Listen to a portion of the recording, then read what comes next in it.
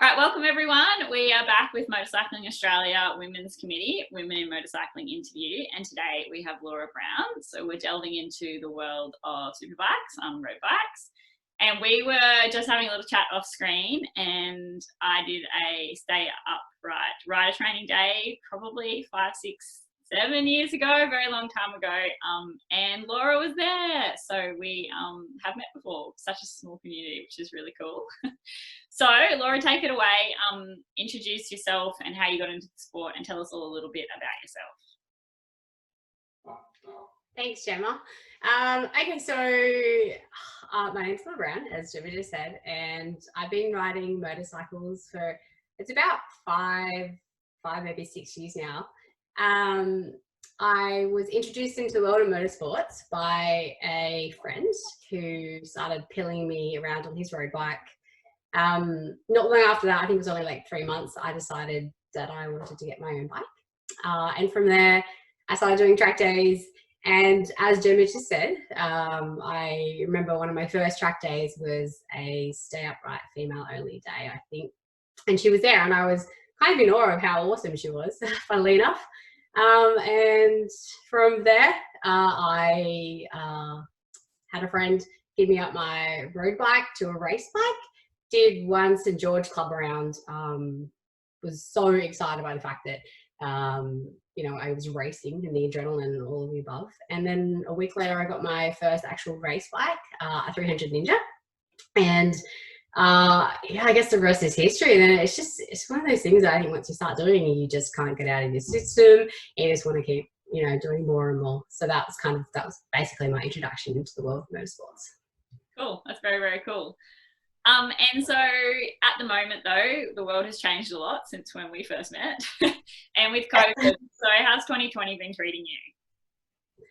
2020 started off amazing for me because I had a really good round at Phillip Island. I got on the podium there, which was my first time for the ASPK. So that was very exciting for me. From there though, the COVID, obviously everyone's in the same situation. But I haven't raced since then, and I only just started doing track days again, and trying to get back into the groove. And as everyone's probably aware, you know, it's not anyone's fault. It's, we haven't been able to race, and trying to stay motivated to stay fit and keep riding when you've got this like round that keeps on moving is a little bit tricky. So yeah, I'm just trying to stay fit and stay as motivated as I can at the moment until we ride at some point, I guess. It's definitely a hard time to be a racer. Yeah, I can't even imagine what it's like for you right now. Yeah, I mean, yeah. I guess, do you know what? The one good thing to take away from COVID for me is that it's probably the longest time I haven't ridden without being injured. So it's kind of almost weird. It's almost like my life pre-bikes, if that makes sense. I've just got like more downtime, which is more downtime, but physically being really active and healthy. So yeah, I mean, you know, I guess there's a good thing about it for me. Yeah, trying something different. Yeah. Okay, so ASPK, it's not the world that I have ever been in, but I've been hearing a lot more about it, especially being involved with the Motorcycling Australia Women's Committee, because a lot of those ladies are road based. So tell me a little bit about ASPK, because I've heard some really great things about how quickly the women's class is growing and how strong the women's presence at the ASPK is. Yeah, so I guess when I started racing the ASPK, I think it was three years ago, maybe 3 or 4 years ago. There was myself and I believe 2 other women in the sport, and now I believe the last round there was 5 of us. So I mean, I know that's not massive. It's not, you know, boys, you know, when there's, you know, almost 40 or whatnot. But I guess compared to when I first started, it's definitely increasing with the number of females, which is great to hear. And ASPK itself, it's a great championship, and the fact that they've got, you know, the Supersport 300 and the R3 Cup. So if you have an R3 like myself, it's great because you get to double up on your track time. And for me, I guess I haven't been riding very long compared to a lot of the kids that I'm racing against. So the more track time I can get, the more race experience, you know, the better it is for me. Yeah.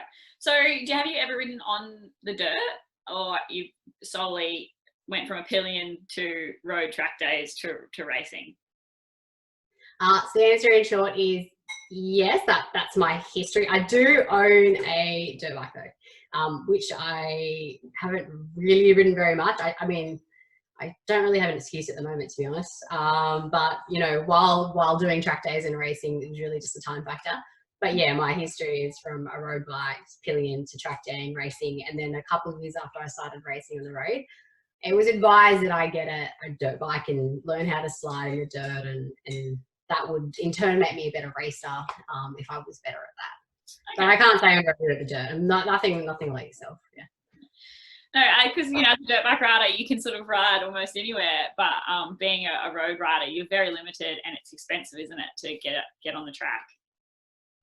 Yeah, that's right. I think that's actually that's a really good point. I was amazed at how much cheaper just a tire was for a dirt bike. And not only that, I think I broke a handlebar once and it was like $10 to change it compared to whatever a road bike is. So that and the track time you get and the cost of the track day, you're absolutely right.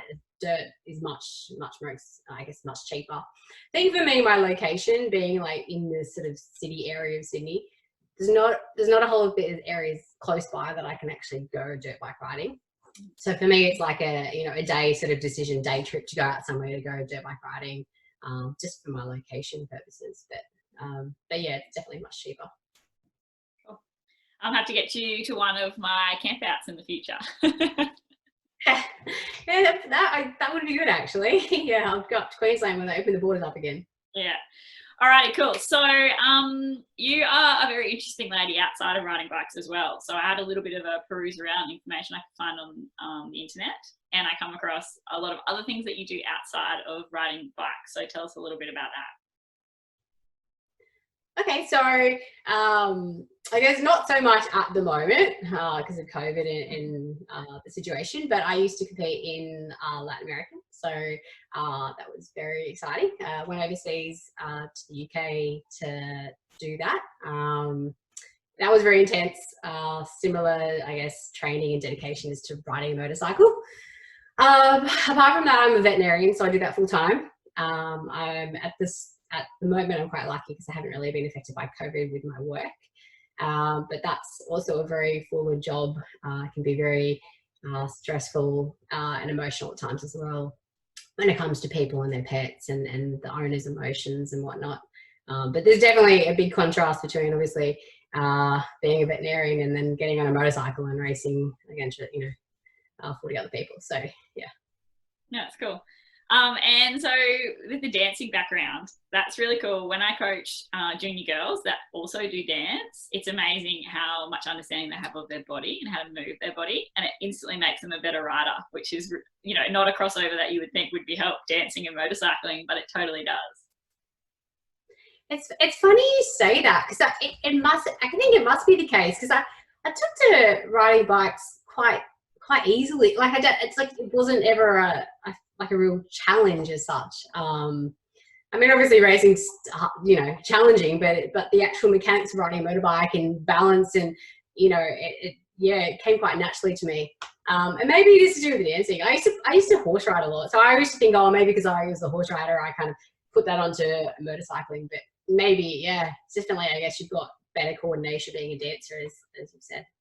Yeah, but horse riding as well. I coached a jockey a couple months ago, her first time ever riding, and within like 3 minutes she was standing up doing tight circles and things because she had that understanding and confidence to stand up on something. So yeah, both things. So there we go. That explains why you took to motorcycling. Cool. All right, so I'm going to jump into the 7 questions that we ask all of the ladies that come on this interview. So number 1 is, what was the driving force behind you coming involved in the sport? So a lot of them do kind of repeat themselves and you might have already answered them, but I'll get you to answer them again anyway. So yeah, what's the driving force behind you getting involved in motorsport? Okay, so I guess motorsport in general, the racing part of it, the driving force is a pretty competitive nature. So I kind of want to do well, and it's quite challenging in a way to get out there and overcome your own fear if you've had injuries and whatnot. So I guess that for me is why I'm still heavily involved in it. Good answer. What kind of challenges do you face as a woman in the sport, and how do you overcome them? That's a good question. So during the races, I don't think that I I think when the helmet's down, the visors, no one treats me any differently to anyone else out there on track.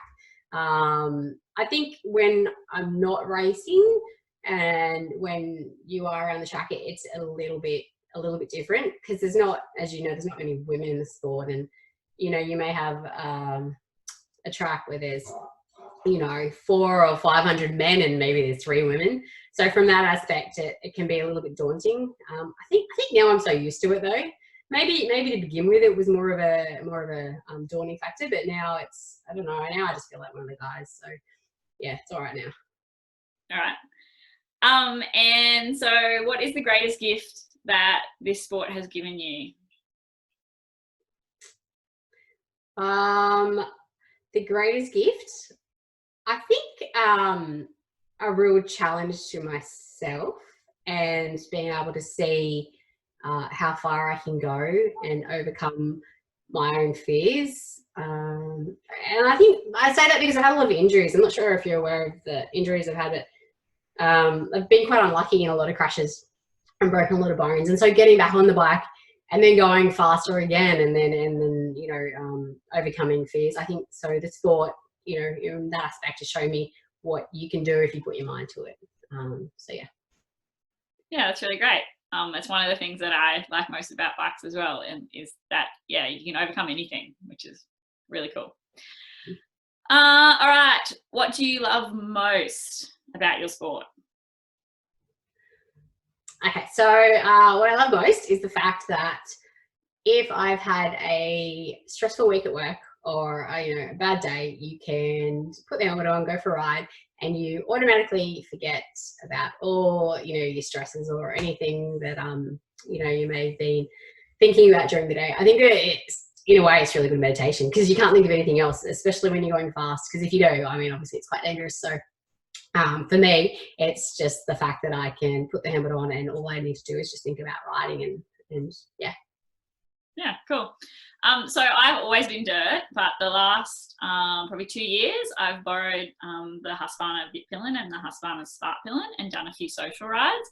And I always thought I could never just ride on the road because I would want to go fast and I would lose my license. But in that social environment, riding on the road at the speed limit is actually really, really, really fun. And it's something that I want to do a lot more of. So yeah, even riding slow, when you can think about other things, it's still a way to get out of your own head in a way as well. So yeah. Yeah, that's right. Especially, if you're riding the road, you got to worry about all the other cars that aren't going to see you, and yeah. So that, I can imagine as well. Yeah, lots of fun. Okay, what life skills have you developed as a result of motorcycling? It's almost okay, so I think probably a life skill would be commitment and determination for motorcycling. I think more than anything else, just the fact that you need to commit to it if you're going to do it, and do it safely, and as we said before, just overcoming the fear in the back of your head that you might break another bone. So I think those are the two things. Cool. If you could write a letter to your 16-year-old self, what message would you give? Okay, so that's easy. I would say start riding bike, because I didn't ride bike till I was in my late 20s.